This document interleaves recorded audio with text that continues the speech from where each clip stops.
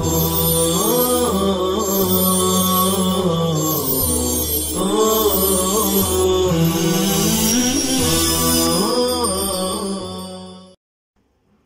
اللہ الرحمن الرحیم الحمد للہ حمدا کثیرا طیبا مبارکا فیہ سبحان اللہ وبحمدہ عدد خلقہ ورضا نفسہ وزنۃ عرشہ ومداد کلماتہ وصلی اللہ وسلم علی نبینا محمد وعلی آلہ واصحابہ وبارک وسلم تسلیما کثیرا کثیرا۔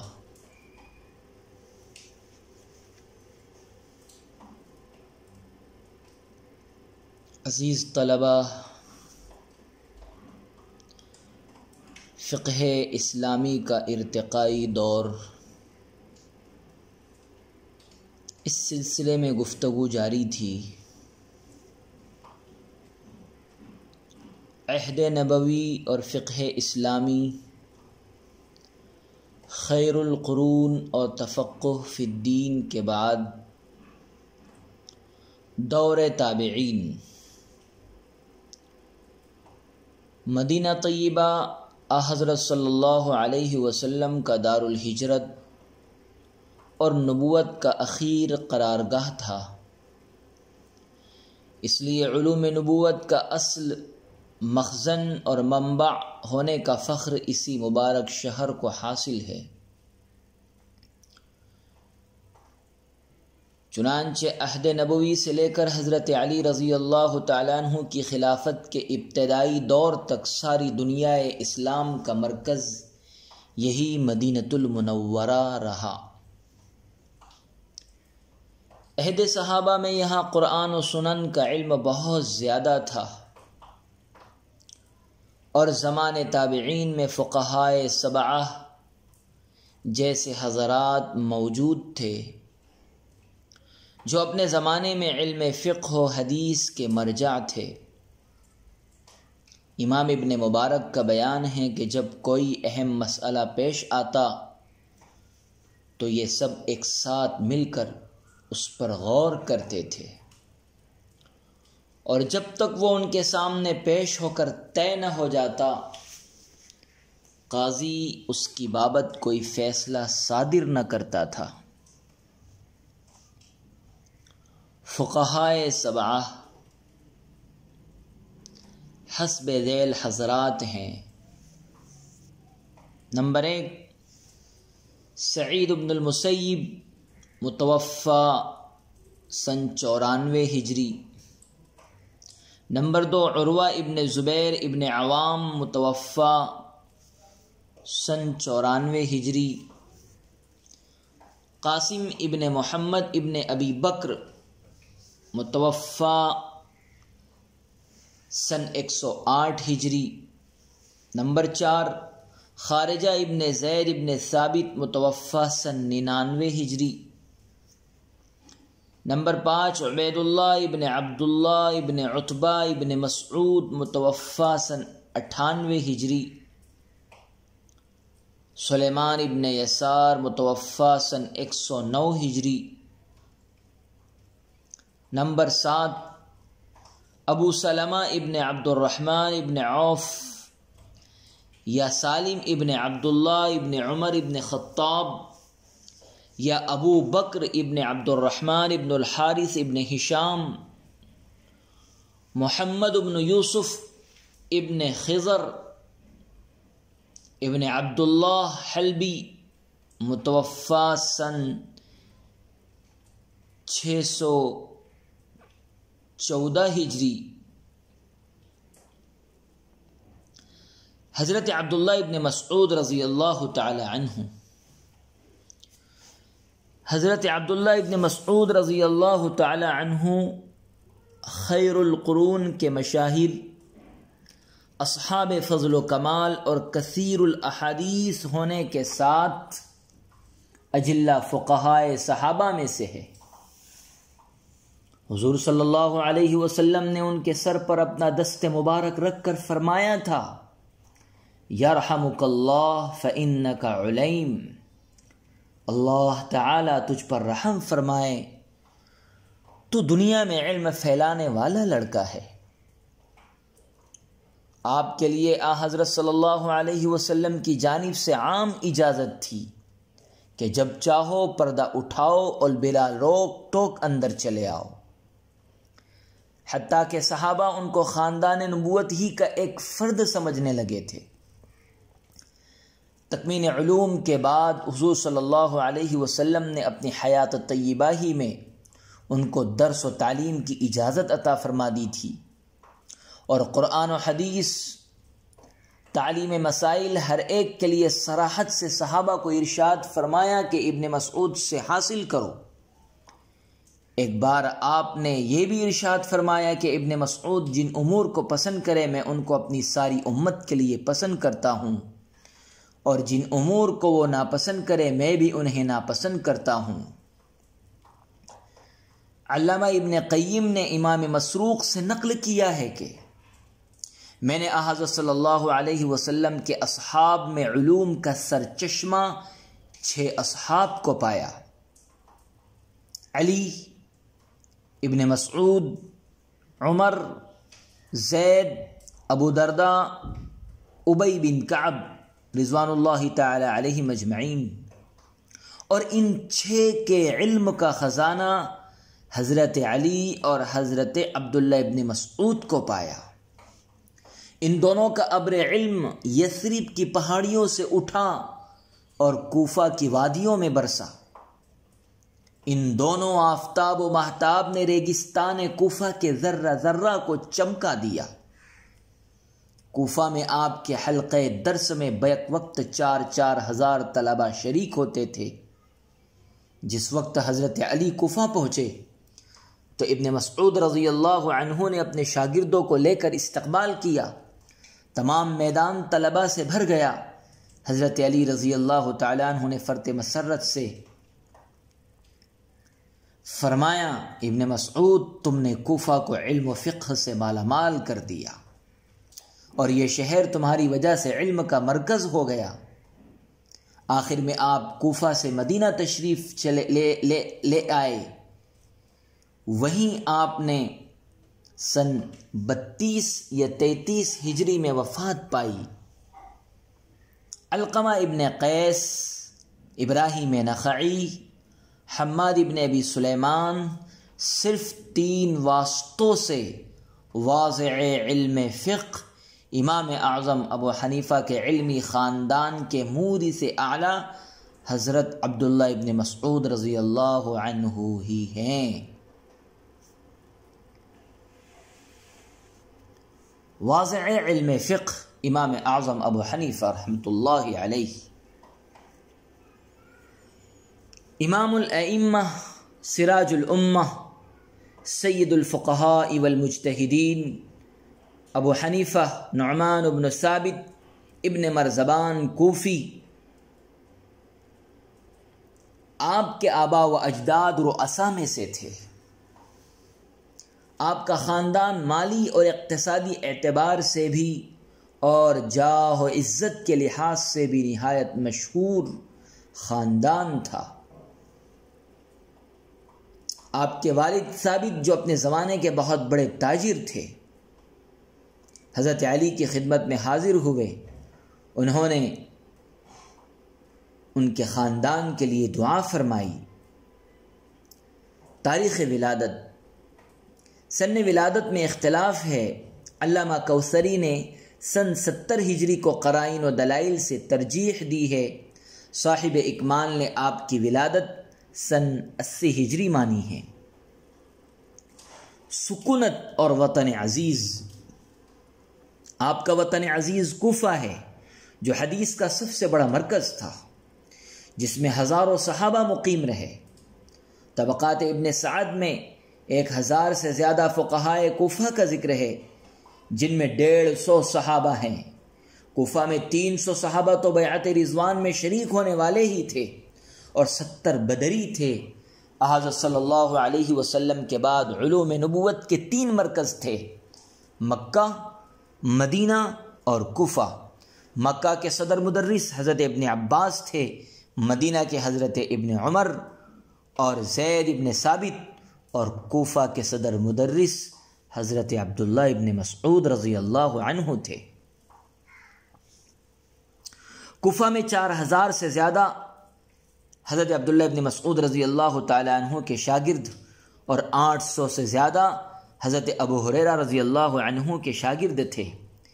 امام ابو حنیفہ رحمۃ اللہ علیہ نے اتنے بڑے علمی مرکز میں تعلیم و تربیت حاصل کی اور علماء حرمین شریفین سے بھی برابر استفادہ فرماتے رہے، اسی لیے آپ کے شیوخ کی تعداد 4000 تک آئی ہے۔ امام اعظم اور بشارت حدیث، طبرانی نے معجم کبیر میں حضور صلی اللہ علیہ وسلم کی ایک حدیث روایت کی ہے جس کی اصل صحیح بخاری و مسلم میں بھی ہے۔ مضمون حدیث کا یہ ہے کہ اگر علم ثریا پر بھی ہوگا تو کچھ لوگ ابنائے فارس کے اس کو ضرور حاصل کر لیں گے۔ علامہ سیوطی رحمہ اللہ حدیث کی تصحیح کے بعد فرماتے ہیں کہ امام صاحب کی فضیلت و منقبت میں اس حدیث کے ہوتے ہوئے کسی غیر معتمد حدیث کی ضرورت نہیں ہے۔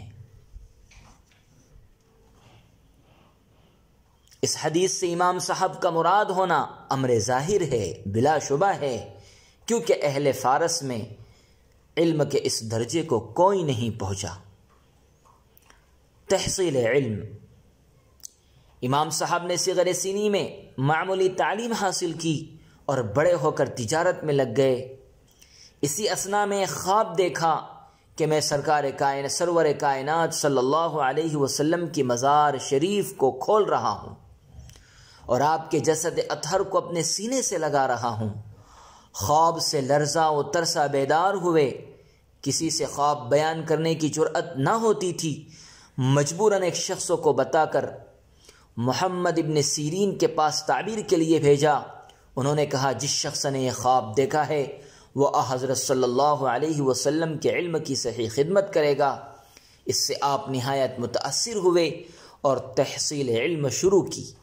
سب سے پہلے علم کلام کی طرف متوجہ ہوئے، اس سے فراغت کے بعد فن حدیث کو شروع کیا اور حدیث اپنے دور کے مشاہیر محدثین اعرج، عطا، ابی رباح، نافع، عاصم، علقمہ، یحییٰ ابن سعید، ہشام ابن عروہ وغیرہ سے سنی۔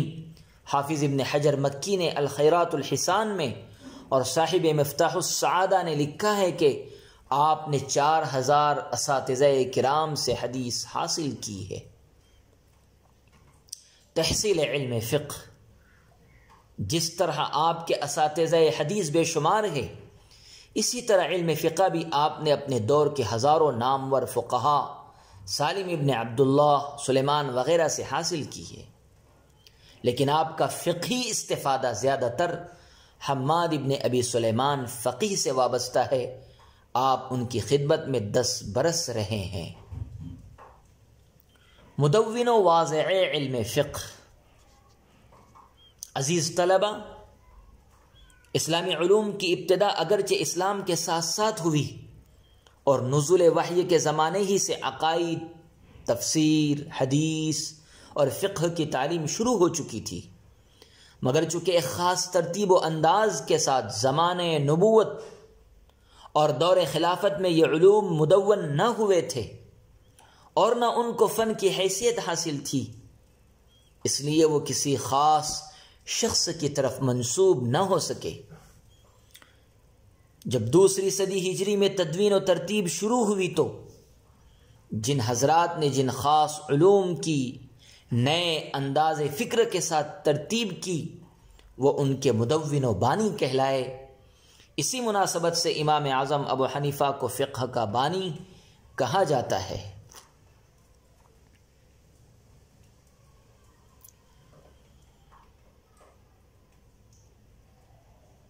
امام صاحب نے سب سے پہلے علم شریعت کو مدون کیا، کیونکہ صحابہ و تابعین نے علم شریعت میں ابواب فقہ کی ترتیب پر کوئی تصنیف نہیں کی، کیونکہ ان کو اپنی یاد پر اطمینان تھا۔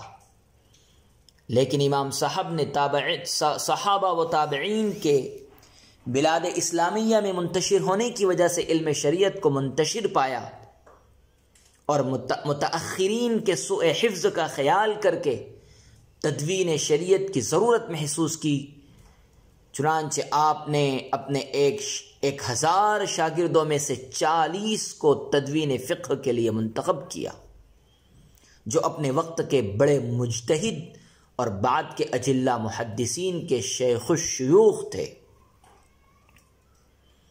اور یہ 40 حضرات تو وہ تھے جو باقاعدہ تدوین فقہ کے کام میں ذمہ دارانہ حصہ لیتے تھے۔ ان کے علاوہ دوسرے محدثین و فقہا بھی اکثر اوقات حدیثی و فقہی بحثوں کو سنتے اور ان میں اپنے اپنے علم و ثواب دید کے موافق کہنے سننے کا برابر حق رکھتے تھے۔ امام صاحب رحمۃ اللہ علیہ نے جس طرز پر تدوین فقہ کا کام کیا، یہ ایسا عظیم الشان تاریخی کارنامہ تھا جس کی نظیر غیر اسلامی تاریخوں میں بھی نہیں ملتی۔ فقہ حنفی کا امتیاز۔ علامہ زاہد کوثری مصری نے ضیلعی کے مقدمے میں لکھا ہے کہ فقہ حنفی صرف ایک شخصی رائے نہیں ہے، بلکہ 40 علماء کی جماعت شورا کی ترتیب دادا ہے۔ امام طحاوی اسناد کے ساتھ نقل کرتے ہیں کہ امام صاحب کی یہ جماعت شورا 40 افراد پر مشتمل تھی، جن میں ممتاز ہستیاں یہ تھی: امام ابو یوسف، ظفر ابن الحزیل، داؤد طائی، اسد ابن عمرو، یوسف ابن خالد، یحییٰ ابن زکریا ابن ابی زائد۔ طرز تدوین فقہ حنفی۔ اسد ابن عمرو بیان کرتے ہیں کہ امام صاحب کی خدمت میں پہلے ایک مسئلے کے مختلف جوابات پیش کیے جاتے، پھر جو اس کا سب سے زیادہ تحقیقی جواب ہوتا آپ ارشاد فرماتے۔ اسی طرح ایک مسئلہ 3 دن زیر بحث رہتا، اس کے بعد کہیں وہ لکھا جاتا تھا۔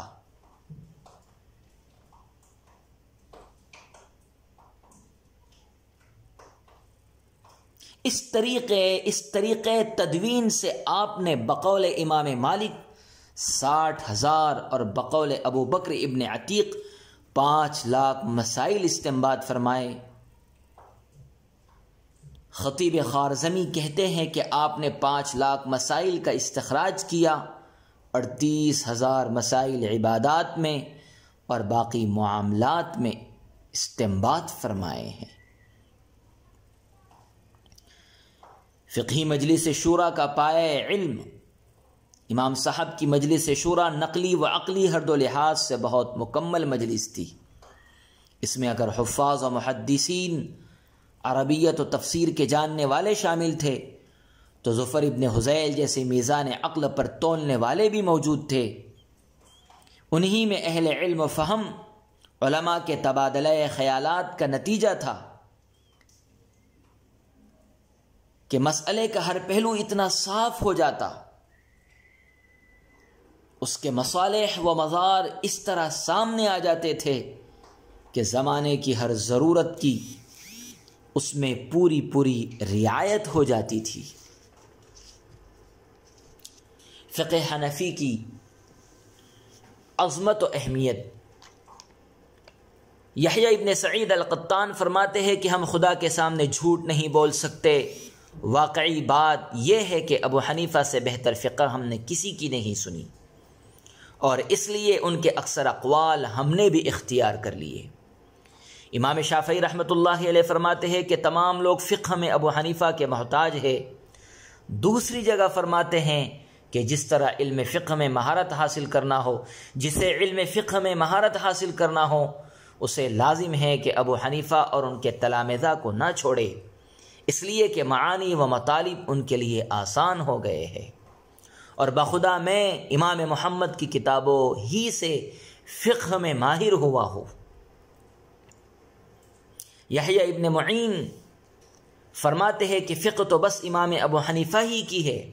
شاہ ولی اللہ محدث دہلوی فیوض الحرمین میں تحریر فرماتے ہیں کہ مجھ کو رسول اللہ صلی اللہ علیہ وسلم نے بتلایا کہ مذہب حنفی ایک عمدہ طریقہ ہے جو اس سنت سے زیادہ موافق ہے جو امام بخاری اور ان کے اصحاب کے زمانے میں جمع ہوئی اور پھیلی۔ حافظ ابن حجر عسقلانی شافعی